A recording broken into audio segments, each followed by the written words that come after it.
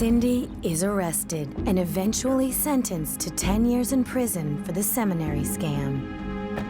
But her wrath is far from over. She's about to fuel the fire once more. What's up, Panic Fam? I'm Hannah. And if it's 2 a.m., the lights are off and the popcorn is gone cold, you know, it's Panic TV time. Welcome.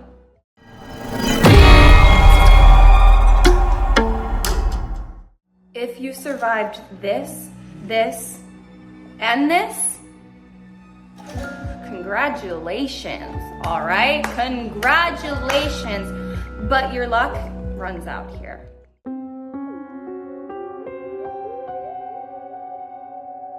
Cindy McKay is a quintessential charmer. Cindy made you feel as though you were the most important person in the room. She knew what to say to these guys to make them want her. She was a chameleon, and she was able to blend in. But sweet Cindy's got a dark side.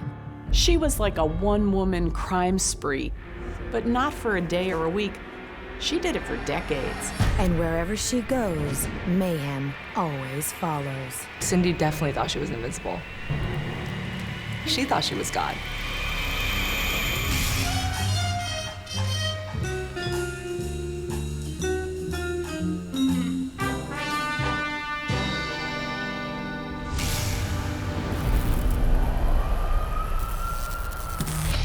It's early morning on April 15th, 2003, in the beachfront town of Ocean City, Maryland.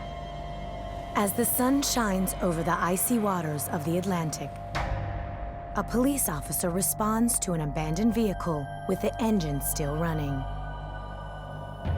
On the seat, he finds a chilling note signed by a woman named Cindy McKay. She says she's gonna take her own life, that she's rafted out into the Atlantic Ocean to kill herself.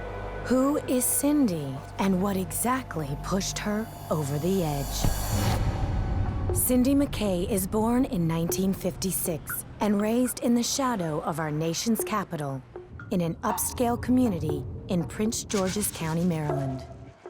Her father was a utility company foreman, and her mother worked on Capitol Hill as an aide to a congressperson.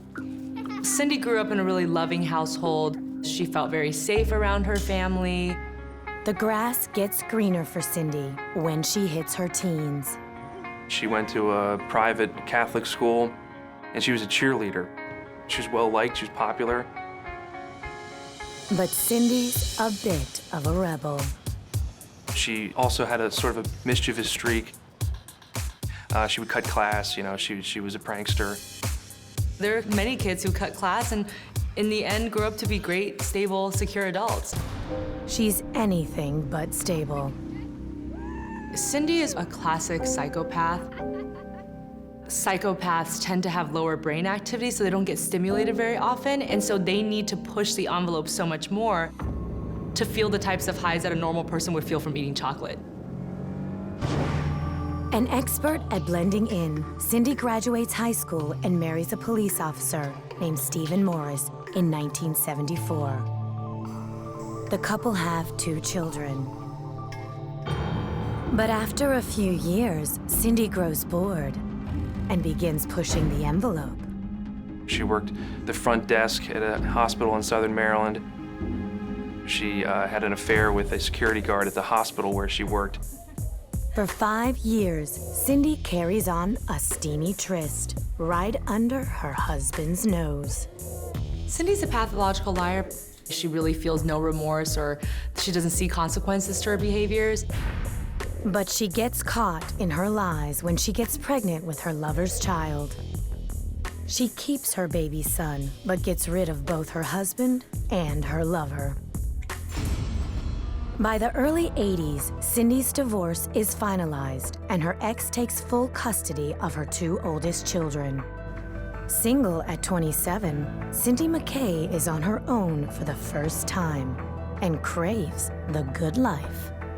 She thought, how can I make a quick buck?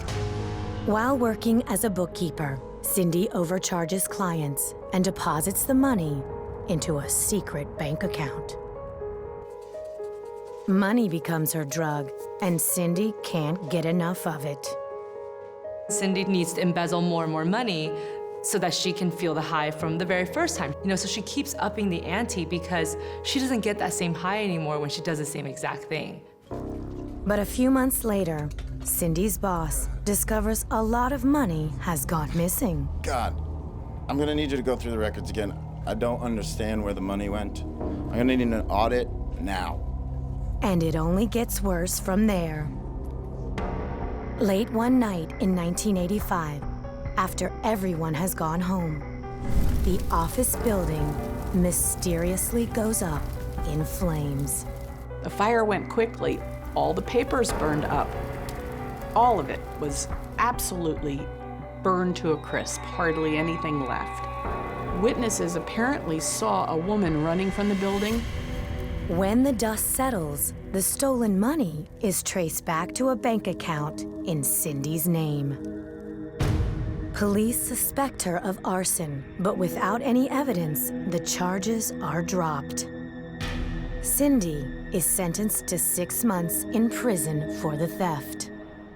But time behind bars does little to quell the dark desires festering inside Cindy McKay.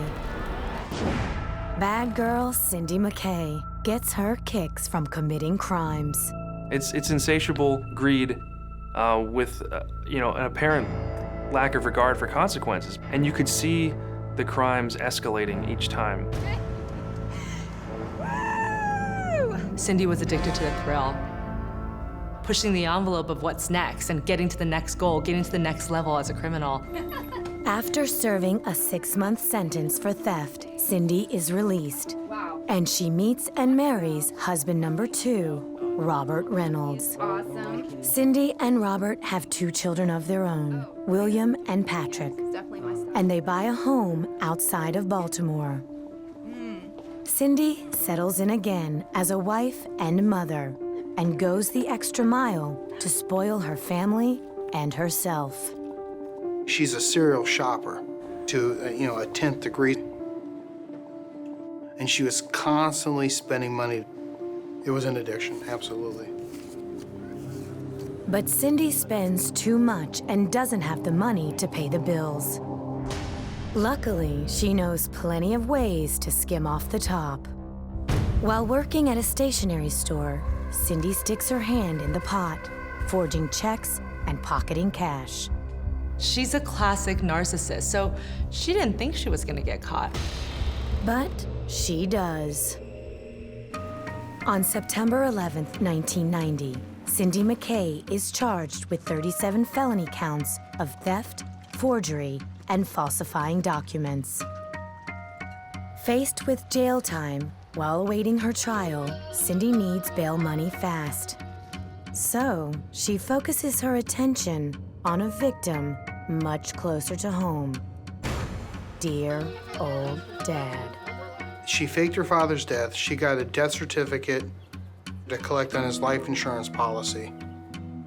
She just absolutely turned on everybody. She was all about herself. Cindy transfers the deed to her dad's vacation cottage into her own name and cashes out $20,000 in equity for bail money. But she doesn't pay her father's mortgage. And her scam doesn't keep her out of jail for long. She is sentenced to 10 years in prison and divorces her second husband. When her father's loan goes into default, the bank is alerted to her other little scheme. They tried to foreclose on the father's home, and he had to demonstrate that he was still alive. I don't know how many times I got to tell you. I did not hand over the deed to my house. I'm not dead. Which I'm sure came as a great shock that on paper he was not. Sadly, her father passes away in 1995, knowing his daughter betrayed him. The bank sues Cindy for the stolen funds, but the case is eventually dismissed. It seems Cindy's evil urges have taken over, and now there's little she can do to control herself. Ugh, I swear my Neighbors think I'm probably getting murdered right now. Cindy McKay has swindled and stolen from many, including her own father. All to satisfy her own appetites. It was almost like she was playing a little game with herself. She was always trying to top the heinous things that she did, you know, with another heinous thing. In 1999, after she is released from prison for the second time, she sets her sights on her next victim, Clarence Downs. He had a good pension, and he'd saved a little money, he owned a house, and, you know, there's something to be taken advantage of there. Naturally, Cindy charms Clarence. And I suppose he figured she deserved a second chance. She had a great personality. For him, it was a wonderful thing. He was crazy about her. Cindy and Clarence marry and move into a beautiful home outside of Baltimore. Together, they open a cafe in the neighborhood. Cindy and Clarence did give you the impression like they were the Brady Bunch. Clean, wholesome, the type of people you want to move in your community. It seems that she has turned over a new leaf. That is, until Cindy gets an office job at a seminary for a little extra pocket money. Cindy had access to sort of to the money that was coming in, checks that were coming in that were intended for the seminary. Cindy funnels nearly $200,000 in donations into a secret account in her name. Thank you. But in 2002, Cindy's picture-perfect con starts to crumble.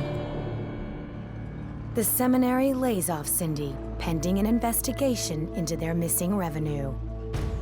And then Clarence has a change of heart about his wife. Clarence Downs is having health problems. They're having financial problems. He starts telling people that he's gonna leave her at the turn of the year. It's not working out with Cindy. I'm gonna need a lawyer. Can't take it anymore. No, I need to find one. But Clarence will never get the chance. On Christmas, Cindy calls his family with some terrible news. She's frantic. She says the house is on fire. Clarence is inside. It was like flames were shooting up in the sky, and you knew somebody was in trouble. Firefighters run into the home and discover Clarence's charred body on the living room sofa.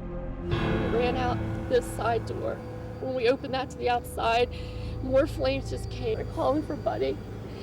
And because I thought even if he couldn't see me, he could hear my voice to find his way out. She said that she gave him a cigarette and an aluminum foil ashtray, and that he had dropped the cigarette, setting the house on fire.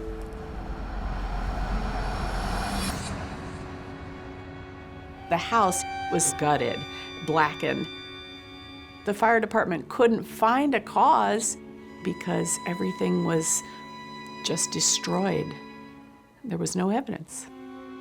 Though Clarence's family is suspicious of Cindy, both his death and the fire are ruled accidental. Cindy is about to hit the jackpot as the beneficiary of a $300,000 life insurance policy from Clarence's death. But she plays the role of grieving widow and claims she lost everything in the fire. My husband's gone. This is gone. And everything we know, our history is gone. Just gone. The community empathizes with Cindy, and her neighbor, Moses Rodriguez, manages a charity fund on her behalf. And when she needed money, she would give me a call. I would meet her at the bank, and I would write her a check. And I was giving her, you know, a couple $100 at a time. One morning in the spring of 2003, Cindy calls on Moses to make a large withdrawal. She says, I need some money, you know, can we meet at the bank? She goes, I want $8,000. And I said, $8,000? She said, Cindy, that's a lot of money. But there's a reason Cindy needs the cash. So much. She is wanted by police for the seminary scam and needs to get out of town immediately. Police have Cindy cornered, and she is advised by an attorney to turn herself in. At this point, the walls are kind of closing in on Cindy once again. She knows that she's probably facing another prison term, and a long one at that. She can't bear the thought of going back to prison. And on the morning of April 15th, 2003, Cindy takes drastic measures. There's a note in the car that says she's going to take her own life rather than go back to prison. But when they dig into her past, police quickly realize they're the victims in Cindy's latest con. It was a means of escape to give her, even if they caught up with her, a little time. So it gave her just enough time to get ahead of this game. Cindy McKay is a woman on the run. But even with the police on her tail, she still has to satisfy her evil urges. Cindy makes it to Delaware and quickly finds her next victim. She changes her name to Annie up there.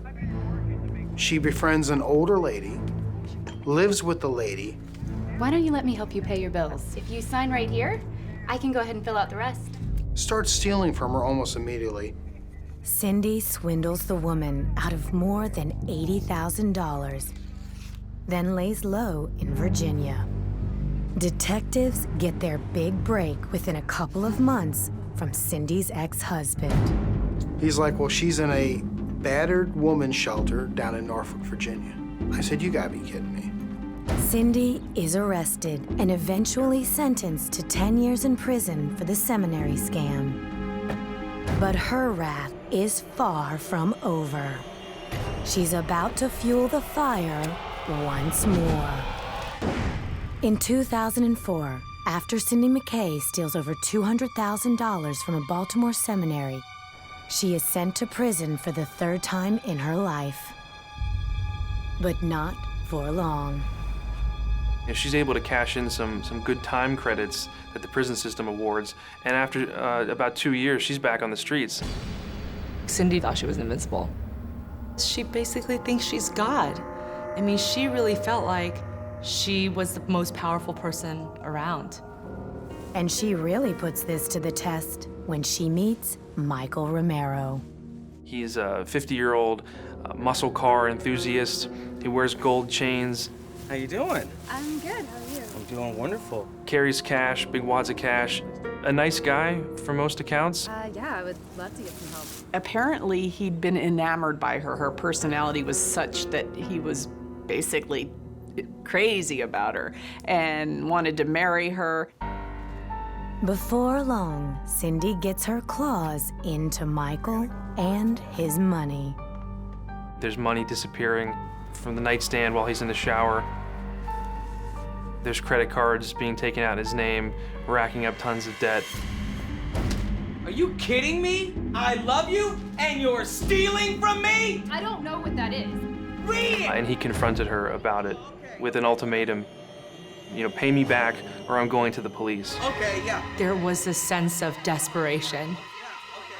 Okay, I've gotten myself a little too deep this time. I don't know how to get out. And the fastest way to get out is to kill him. Unbelievable! She stabs Michael to death.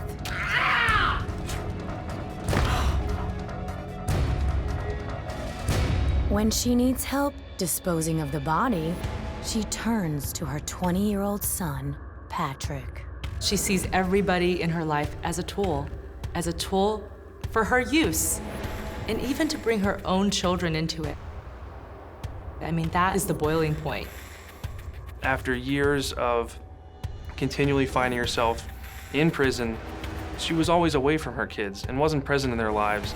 And when it came down to it, when she found herself in really big trouble, got her son involved. Cindy and Patrick dump Michael's body in a ditch near their home, and then set it on fire. At 3 a.m. on February 22nd, 2006, Baltimore police and firefighters respond to the scene after witnesses spot the flames. They extinguish the blaze and they see the body of a man sort of curled up, wrapped in a blue blanket, and they could make out the gold chains that were his trademark. And the trail of evidence leads right back to Cindy. Police go into Cindy's home There's a blood stain on the floor. It's actually still wet. Ugh, I swear my neighbors think I'm probably getting murdered right now. Police believe they finally have enough evidence to lock her away for a long time. They had surveillance video of her getting gasoline from the local gas station, which was obviously used to douse the body and set it on fire. Cindy McKay is arrested and charged with first-degree murder. It seems Michael's murder is the one crime Cindy won't be getting away with. It finally came to a head. All these years of lying, stealing, hurting people, where ultimately she did one of the worst deeds that you can ever do. She killed somebody. Her son receives 5 years in prison for his role. Be honest. Did you watch the last scene through your fingers? Comment yes or no. In order to avoid a trial, Cindy McKay submits an Alford plea, acknowledging there's enough evidence to convict her of Michael Romero's murder, but she never admits she's responsible for the crime. In July of 2008, Cindy is sentenced to 30 years in prison. It's a small price to pay for betraying so many for so long. She left a lot of victims behind. Her children, her former husbands, also the people she worked for, an elderly woman, and these husbands who ended up either dead or broke. It's very sad, and it's so immoral, so criminal. She has absolutely no virtues, no positive virtues.